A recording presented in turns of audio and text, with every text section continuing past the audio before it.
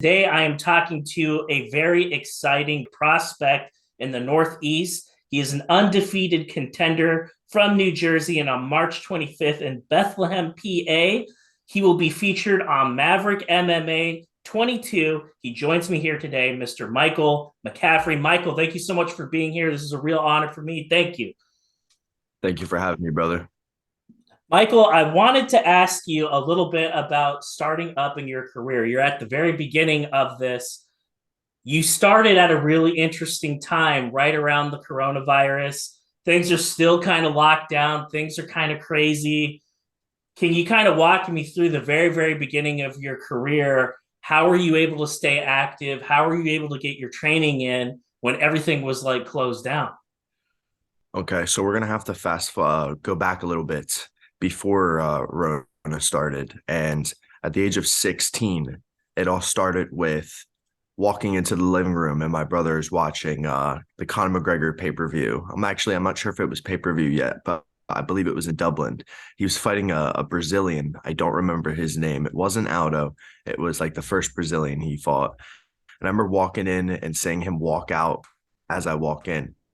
And I'm just watching. I'm like, who is this guy? And he gave me like a sort of electrifying feeling through my entire body, and him waving the Irish flag. And I come from we have Irish roots that we're very proud of, that my family has instilled into me. And it just gave me like a sense of, I saw myself in him a little bit. And I was like, that is when I found my life's purpose. When I saw that feeling, I was like, this is what I was put on this earth to do. I want to feel this feeling on a regular basis throughout my life. So not too long after, at that time period of my life, I was getting the fights in school a lot. My father was like, let's put you into an MMA gym. And that's when it all started. My first gym I was in was Habu Pit in New Jersey. The only name that I could really give out of there is Caesar Balmaceda. He used to fight for CFFC. He was the lightweight champion, I believe, but it was more of like a hobbyist gym, if I'm being honest with you. So I had to, travel around Jersey, go to different gyms, find my place, find my home. It took a very, very, very long time to find I guess you'd say, my home base and my team and my coaches and everyone that I work with. But I eventually did, and that was right before coronavirus. I met with my striking coach, who I now work with, Daniel Murray. He is top-notch striking coach. I would list him as the number one striking coach in all New Jersey. I would put that up to the test, and I would laugh at anyone who would even question that. Put our work next to their work. Let's see who looks prettier. But besides that, during the coronavirus, when we're supposed to be locked in, all that bullshit I'm not going to get into that. 5 days a week, I was driving an hour up to North Jersey to go to my coach's house. He has a gym in his basement, and we were down there for like 2 to 3 hours every single day, just countless rounds on the mitts, drills. I was even sparring him, and he's a top ranked boxer. So I was sparring with, and he's a little bit heavier, not much, about one weight class above me. So I have this significantly more experienced, skilled striker who is bigger, longer than me, just putting me through work, sparring rounds, pad work, mitts, everything. And I can't remember. I'm bad with time, but it was for about 6 months to a year, however long that time frame was, where things were weird with COVID, things were shut down, we weren't really supposed to be out and about. I was just honed in on my craft, grinding every day in, day out. That's all I did. I'd wake up. I have a very strict routine. Like, I eat very clean, meditate, pray, go to training, come home, rest, recover, eat. I don't go to bars. I don't go to clubs. I don't do stupid shit. This is what I do. I fight. Everything a part of my routines and day-to-day basis, I do it for fighting. I think it's kind of refreshing to see that a guy just breaking into this just has like that passion for it and is willing to like make it what it is that you're all about, because not everyone's really like that. This is the hurt business. If you come into the hurt business half-cocked, you are going to get hurt. So I tell people, if you're going to do this, you better be all in. Like when I talk to my teammates, I say, we're not half-assing this. Like if we're in camp, we're not going out and drinking on the weekends. We're not doing stupid shit. We're locked in. It is simple as that. You're locked in and you're all in on your endeavors, or you do not do it at all.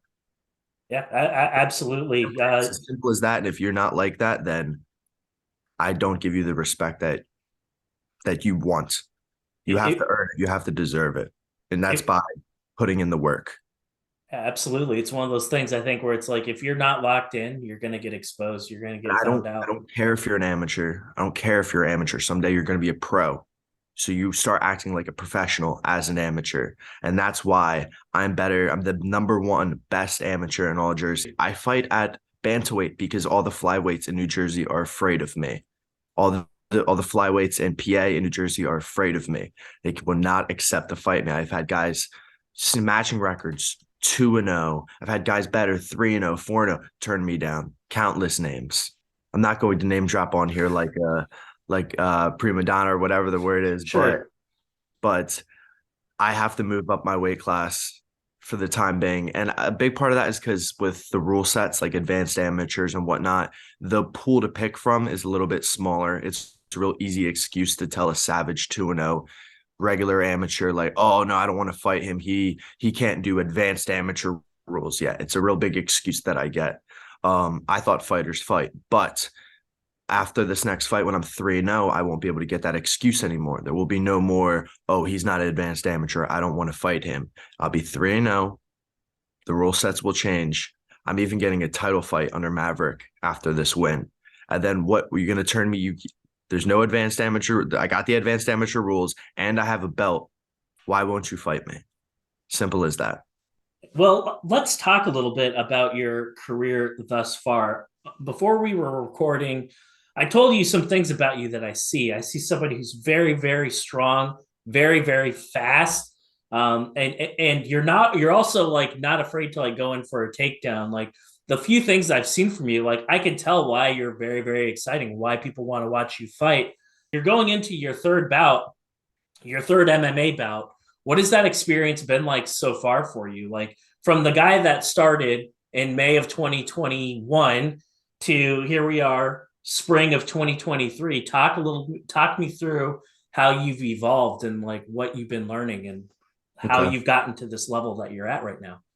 So I only have two MMA fights. I have one kickboxing fight that I went in there sick as hell on 12 days notice, weight cut, um did it terrible. Like I hadn't figured things out quite properly yet. So terrible weight cut, sickly, couldn't rehydrate.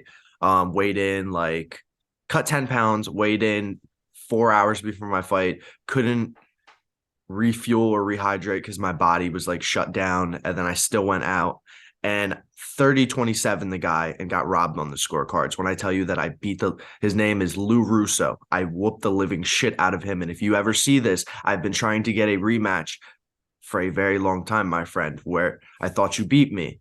Come beat me in MMA, my friend.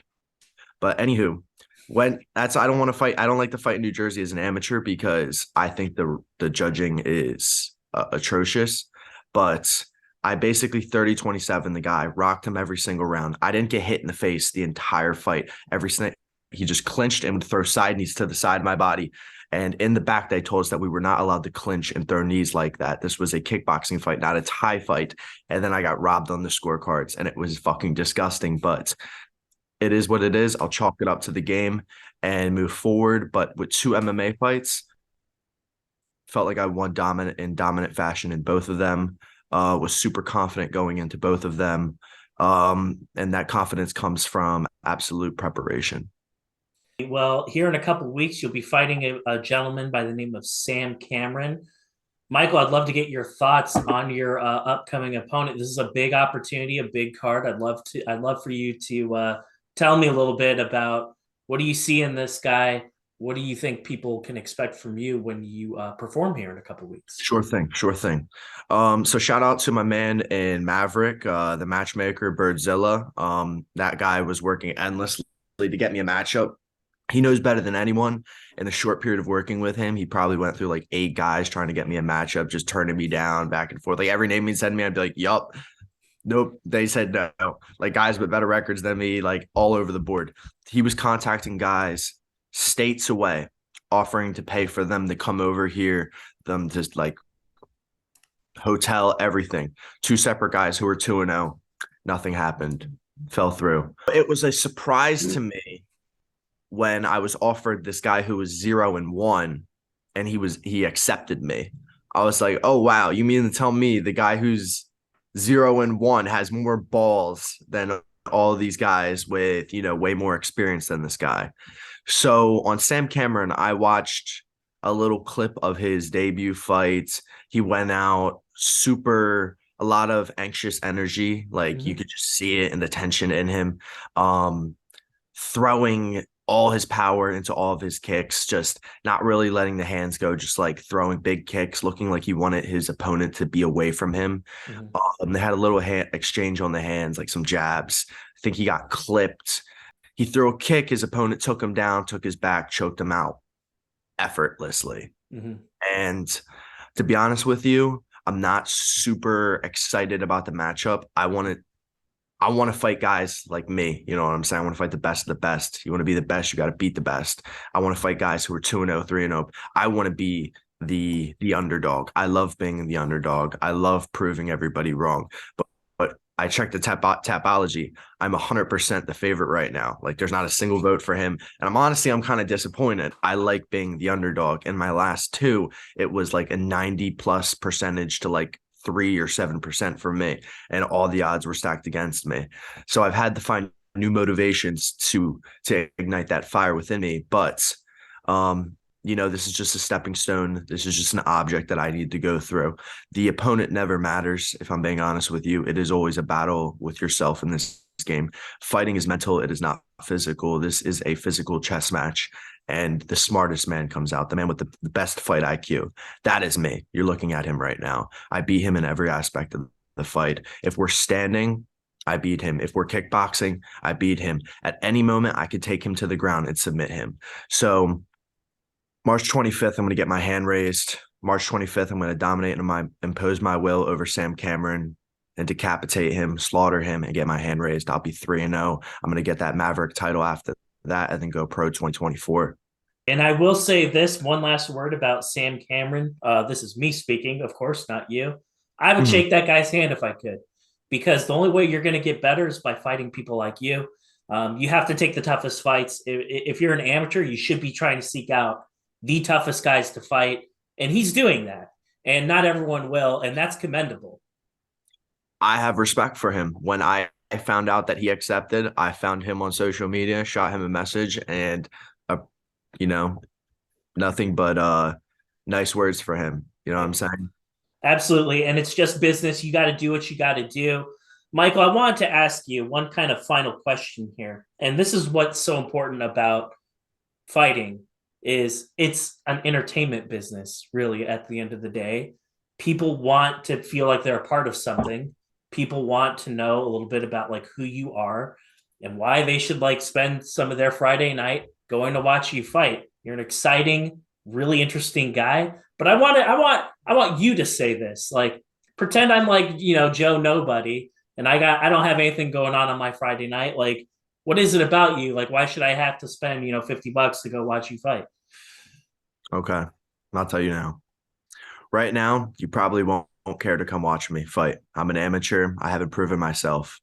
But I'll tell you what, I am very exciting. When you see me walk in, you will either love me or hate me, because you will see the confidence and the energy that I carry into the octagon. And you will either see that and see something that's attached to yourself, greatness, and you will be like, oh, I recognize that. I like that. Real recognize real. Or you'll be one of those bitch ass haters who sees someone that really believes in themselves and they'll be fucking mad and they'll be like, I want this guy to lose. Simple as that. And if you're into the timeline and the story of a fighter progressing and growing, you're seeing the beginning of the next great big thing. I don't like to compare myself to others, but I'm talking about Conor McGregor-esque level type shit here. I've already been compared to McGregor in every single one of my fights. It was not even my intention. I am Irish American. I've been raised with to have pride in my roots. And I walk out with the Irish and American flag. And every single time all they mention is the Irish flag. And I do not do that for any reason of being McGregor, even though he was a big inspiration coming into this sport. We both know that he is not the same man anymore. And it's hard to gain synergy or energy from someone like that now because I just do not see them as a role model for my life. But I am definitely the next big thing. The energy that I carry, the entertainment. I am a showsman, and I'm going to run a takeover on social media and YouTube in the near future. I am putting a team together that films content, edits it, puts it out on a regular daily basis. Essentially like Sean O'Malley when he was coming up. You're going to see something like that from me. I'm going to be entertaining. You're going to see a load of interesting content that you'll be able to see, like the life of a rising amateur, becoming a pro, like a pro local champion, state, regional, all the way up to the UFC. You're going to be able to see that through me.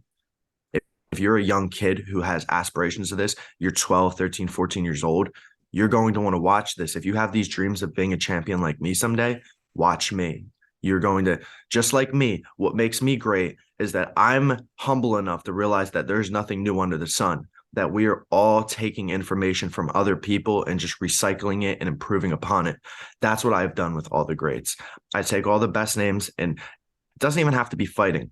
I'll even go to someone like Kobe and study their mentality, read books about what they thought. I've read books from Kobe's coach talking about him, just trying to get little bits and pieces, what makes them great, take that and implement it in my own life. And that is how I'm going to create greatness, by replicating it from people who have already done it. And for the young folk who want to grow up and be like a champion, want to be like John Jones, McGregor, whoever you want to say, I'm doing that now, and you're going to be able to see me do it and replicate it the same way that I did. I'm Well, documenting all of this. Michael, number one, first and foremost, I appreciate your time today. It was a real treat to get the opportunity to meet you. You're a really exciting young guy on the scene, and that is you are part of the reason why I do what I do. So, number one, thank you for your time. But I want to give you the last word. I know that you have a lot of people that work with you behind the scenes and are part of your team to put you in the position for you to go out in the cage and do what you were put on this earth to do. So if there are other companies or teammates or coaches that you'd like to thank, I'd like to give you that opportunity, sir, before I let you go. Well, first and foremost, I want to thank God, the creator of the universe, for giving me the gift of life and the gift of having a dream and the skill and the ability to chase it, because without that, I wouldn't be here right now. Besides that, I would like to thank my family and my loved ones for their support, because without them, I don't know where I would be right now. Their support they know. That's all I will say. They say that when they watch this, and that they know. My coaches, them wouldn't be here without them either. Daniel Murray, Coach Ryan, Professor Bongiorno, guys that have been molding me. CJ, my strength and conditioning coach that I've been with recently, I have put together a state-of-the-art team around me. You do not know yet, but you will know in the future. If you're watching this, you don't know now, but you will know in the future, in the next coming years, when you see my team take the show by storm. And then just my teammates, my brothers around me, we all lift each other up. Iron sharpens iron. Men bring out the best in each other. Competition, we all make each other better. I have a lot of love for my teammates, coaches, family, friends, all of them. My sponsors, Clarity Head Shop, Josh, thank you, brother. And Tropical Smoothie Cafe in Glassboro and Sicklerville sponsor me. They are a big support. They help me out a lot. And yes, and then lastly, thankful to me for having the balls to chase this dream, even though the odds are all stacked against me. Thank you, Michael Collins McCaffrey, for putting it all on the line and chasing this dream.